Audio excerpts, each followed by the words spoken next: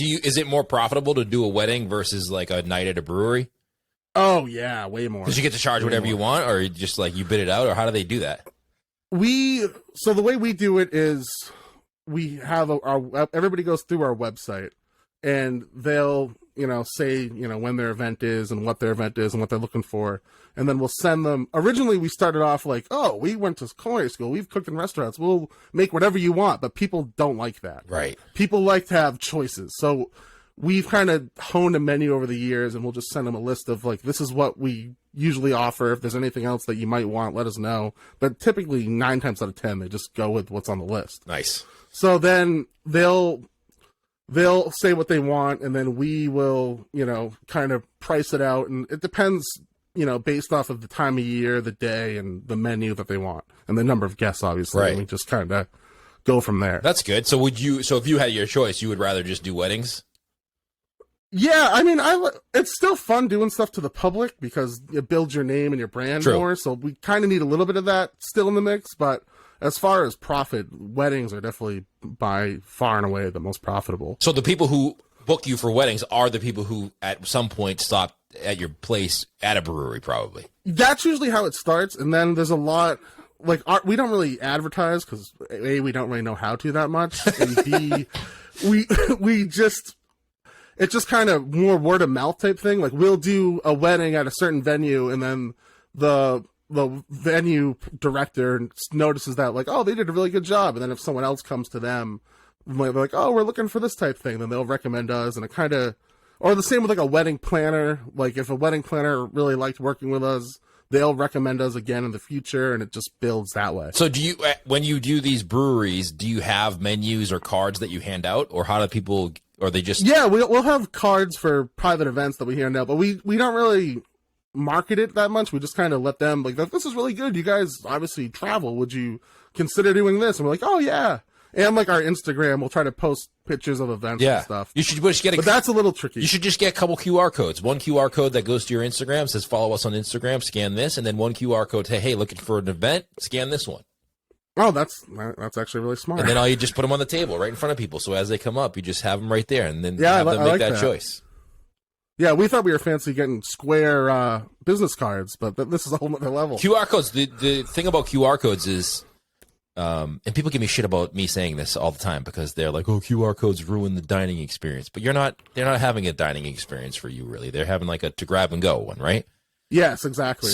They're just ordering and waiting 5-10 minutes, right, and grabbing a pizza. And two things have happened over the last couple of years. One, phones have become way easier to use with QR codes than they used to be. There's no downloading an app. You can just use the camera. And two, people are way used to using QR codes because they had to for 2020 because they couldn't grab the menus. Yeah, no paper menus. And everybody knows what they are now. Exactly. Like I have an 8-year-old nephew, and when that Super Bowl commercial came out with a QR code, he grabbed his iPad instinctually and put it up on the TV and bloop, and went to the site. 10 years ago, people would have been staring at that thing like, how the hell did we use that? Yeah, what is that? Some type of alien drug, Trying to find an app on their phone, and it's gone by the time they figure it out. Yeah, exactly. No, that's super smart. See, those are things that you don't think of when you're in the grind of it, but now I'm like, I'll get off this podcast and be like, that's what we got to do. We got to order QR codes and make it happen. Yeah, you can go, there's a QR code generator on, just Google it. QR code generator, you put whatever you want it to link to, and it does it for free for you online. Perfect. Then you just print it out and put it on like one of those stand-up things, and you're good to go. Yep, perfect. So what do you wish you knew? Like, obviously you're starting out, as we kind of get to the end of this podcast, you're wrapping up, you've been doing it for a few years. Somebody who's looking to get started, what's a piece of advice that you wish you knew in the beginning that you could share with them now? Things that I wish I knew at the beginning. I would say how hard and fickle dough can be is number one. Because we've definitely had days where the dough is, you're driving, you got coolers strapped to the roof of a car, and you get to the event and the dough's like, oh man, this is a little rough, like yeah, those type of things. But you do that once and you learn, you're like, I never want to feel this way again. Like I'll vow to make sure I'll stop every 2 exits to make sure this isn't going to happen. So that is definitely one. I mean, a cheat answer is to say that there was a pandemic coming, but right.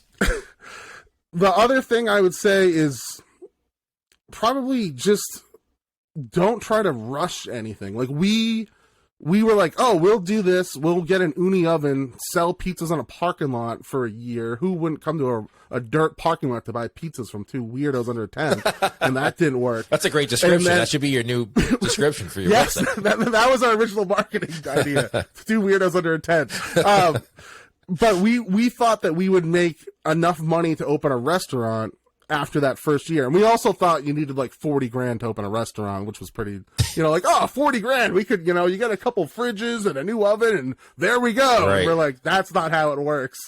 So definitely just be patient and kind of, but also don't be afraid to start. Yeah. Just do something. Even if you're not totally confident in it. If you're like, I know me personally, I'm pretty conservative as far as like, I don't know if I can do this. And it's like, if you at all think you can do it, you could definitely do it. And other people have done it before. I mean, I'm doing it. I'm no genius. I can make it happen. So if you think you can do it and you have a passion for doing it and you are willing to put in the work, just go for it. Just do it. Yeah. Even if you are two weirdos under a tent, just get started, right? Yes, exactly. I mean, that's the best way to start because the expectations of you are so low. If you are just two dudes under a tent, like the people aren't going to expect it to be amazing. But if you do have a good product, they're going to be like, "Holy smokes, this is so amazing!" Because the bar is so low. Yeah, exactly. You really can't lose, right? But to those like dozen people that went under the tent and got pizza before we like moved and really got up and running, we love those people like to this day. Do they still come back? Yeah, they still come back, and they like a couple of them have moved throughout the country and will like